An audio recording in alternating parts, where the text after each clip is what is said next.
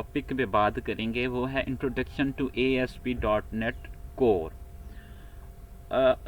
ASP.NET core होता क्या है, क्यों इसको इतनी पॉपुलैरिटी मिल रही है, और ASP.NET MVC के बाद MVC 5 के और MVC 5 के बाद जो हमारे पास ASP.NET कोर का कंसेप्ट आया है ये क्या है, इसका हम सबसे पहले इंट्रोडक्शन लेते हैं।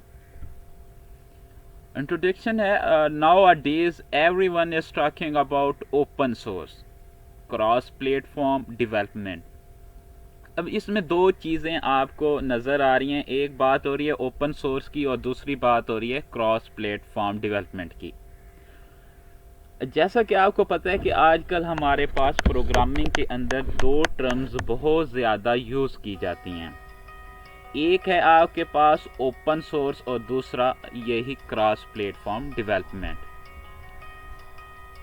अब ओपन सोर्स का क्या मतलब होता है, आपके पास ऐसे सॉफ्टवेयर या ऐसी टेक्नोलॉजी या ऐसे प्रोग्राम्स होते हैं जो आपको फ्रीली अवेलेबल होते हैं आपके इंटरनेट के ऊपर, जिसको आप यूज़ करने के लिए, उसके ऊपर डेवलपमेंट करने के लिए आपको कुछ पे करने की ज़रूरत नहीं होती।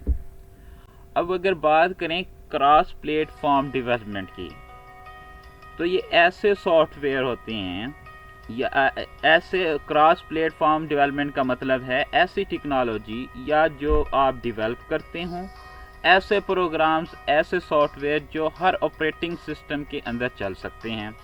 लेकिन हम जो यहाँ बात कर रहे हैं वो किसकी कर रहे हैं, वो तो हम बात कर रहे हैं ASP.NET कोर की कर रहे हैं। और ASP.NET कोर जो है एक ब्रांड है। ब्रांड वो किसका है, डेफिनेटली आपको पता होना चाहिए कि किसका होगा, माइक्रोसॉफ्ट का है। और माइक्रोसॉफ्ट के बारे में ये बात हर बंदे को पता है कि माइक्रोसॉफ्ट अपने प्रोडक्ट को ओपन सोर्स नहीं रखता था। ये हम पीछे की कुछ ईयर्स की बात कर रहे हैं कि माइक्रोसॉफ्ट अपनी प्रोडक्ट्स को ओपन सोर्स नहीं रखता था।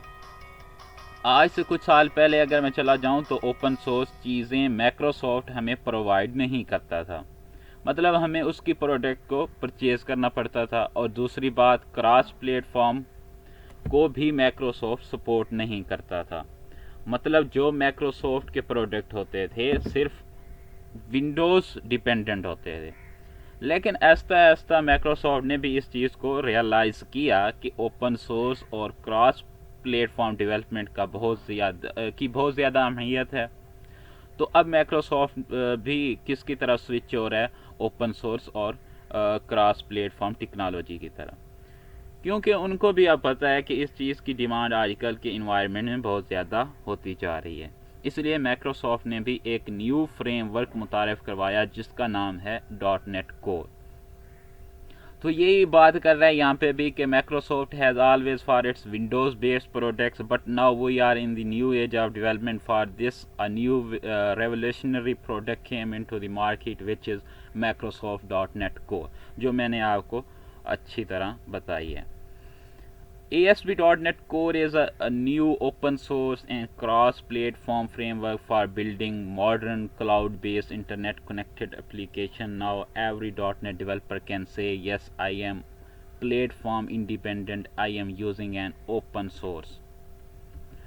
तो अब जो ASP.NET Core जो फ्रेमवर्क आया .NET Core फ्रेमवर्क आया है ये ओपन सोर्स है। ओपन सोर्स मैं पहले डिस्कस कर चुका हूँ कि ऐसे सॉफ्टवेयर्स होते हैं जो आपको फ्रीली अवेलेबल होते हैं। और क्रॉस प्लेटफॉर्म ऐसे इसका मतलब ये है कि जो आप डेवलप कर रहे हैं प्रोग्राम्स वो हर ऑपरेटिंग सिस्टम पे चलने चाहिए।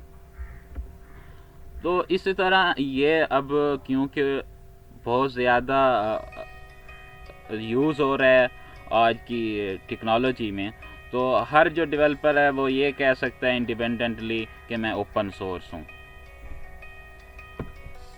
अब मज़ीद अगर इंट्रोडक्शन पे आगे बढ़ें, यहाँ अगर मैं आपको बताऊँ तो यहाँ फ्रेमवर्क का कंसेप्ट बताता चलूँ।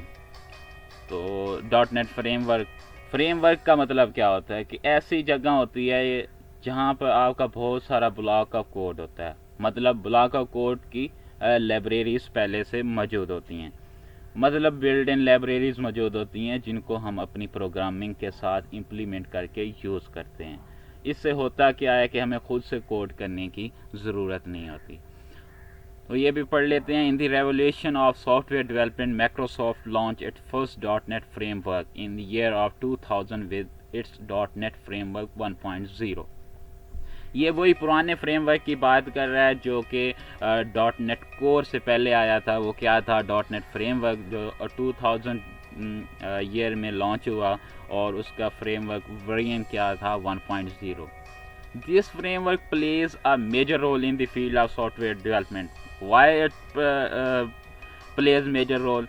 क्योंकि इसके फ्रेमवर्क में बिल्ट इन कोड थे, तो बहुत ज़्यादा कोड करने की ज़रूरत नहीं थी। तो सॉफ्टवेयर डेवलपमेंट के लिए इसकी बनी बनाई लाइब्रेरीज़ को इंक्लूड करवा के हम काम ले सकते थे।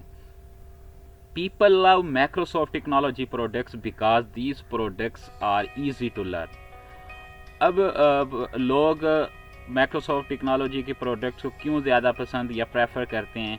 क्योंकि ये इजी टू लर्न है, आसानी से सीखी जा सकती हैं।